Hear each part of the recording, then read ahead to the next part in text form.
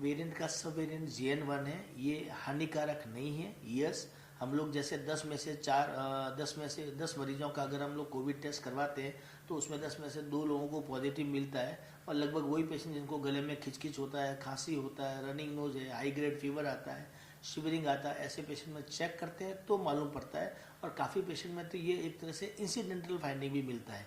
सो बिल्कुल भी हानिकारक या प्रॉब्लम करने वाला या घबराने वाली बात इसके अंदर बिल्कुल भी नहीं है।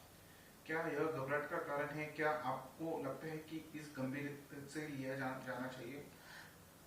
कोई भी वायरल इन्फेक्शन होता है तो उसको हमेशा गंभीरता से ही लेना चाहिए, चाहे वो कोविड का हो, चाहे वो स्वाइन फ्लू का हो, चाहे वो डेंगू हो, चाहे नॉर्मल मलेरिया बुखार हो, या कोई और भी निमोनिया इन्फेक्शन वगैरह बैक्टीरियल इन्फेक्शन भी होते हैं, वो भी हो। Shyam steel flexi strong TMT बार, ये स्ट्रॉन्ग के साथ फ्लेक्सिबल भी है। आपदा मुसीबत कोई भी आए, ये घर को अटूट बनाए। जब TMT फ्लेक्सी स्ट्रॉन्ग, तो घर रहे हमेशा के लिए स्ट्रॉन्ग। उनको डेफिनेटली टाइमली डॉक्टर को दिखाना चाहिए, चेकअप करवाना चाहिए और उचित ट्रीटमेंट लेना चाहिए।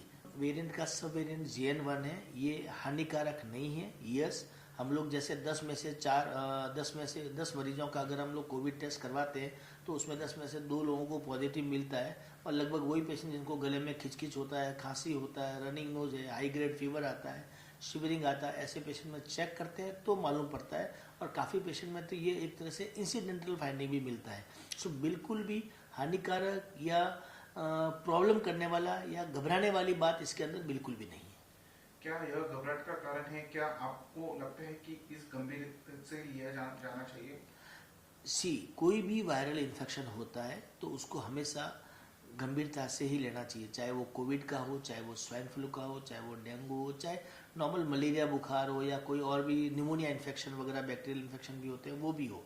उनको डेफिनेटली टाइमली डॉक्टर को दिखाना चाहिए, चेकअप करवाना चाहिए और उचित ट्रीटमेंट लेना चाहिए।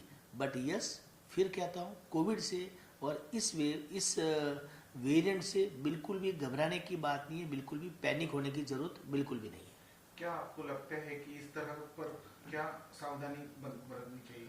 सावधानी के रूप में इसमें थोड़ा सा इतना ही ध्यान रखना कि जिस भी व्यक्ति को गले में खराश हो, नाक से पानी आता हो, बुखार हो रहा हो, हेडेक बहुत हो रहा हो या लूज मोशन होता हो, तुरंत पास में जाकर के डॉक्टर को दिखाए और अपना कोविड टेस्ट भी, बाकी जो फीवर प्रोफाइल करवाते हैं उसमें कोविड टेस्ट भी करवा लेना चाहिए।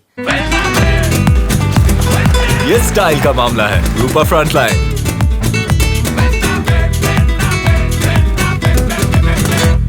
लेकिन सबसे बड़ी सावधानी है कि ऐसे लोग जिनको खांसी हो रहा हो, नाक से पानी आ रहा हो, बुखार आ रहा हो, उनको मास्क पहनना चाहिए ताकि वो दूसरे मरीजों को या दूसरे लोगों को इन्फेक्ट नहीं करे। तीसरा, ठंडा खाने से बचना है, थोड़ा सा गर्म या गुनगुना पानी पीना चाहिए, और ठंडा कोई भी चीज़ या रोड साइड फूड भी खाना थोड़ा सा अवॉइड करना चाहिए, क्योंकि अभी थोड़ा सा रेनी सीजन है, गर्मी भी बीच में हो रही है, ह्यूमिडिटी भी हो रही है, तो थोड़ा उसके अंदर इस टाइप के इन्फेक्शंस होने के चांसेस बढ़ जाते हैं। स्पेशली जो कोमॉर्बिड कंडीशन पेशेंट्स है, जो अनकंट्रोल्ड डायबिटीज़ वाले हैं, कैंसर वाले पेशेंट है, बाईपास सर्जरी वाले पेशेंट है, या जो बहुत सारी मेडिसिन के ऊपर है, ऐसे मरीजों को थोड़ा सा ज़्यादा सावधानी रखने की ज़रूरत होती है।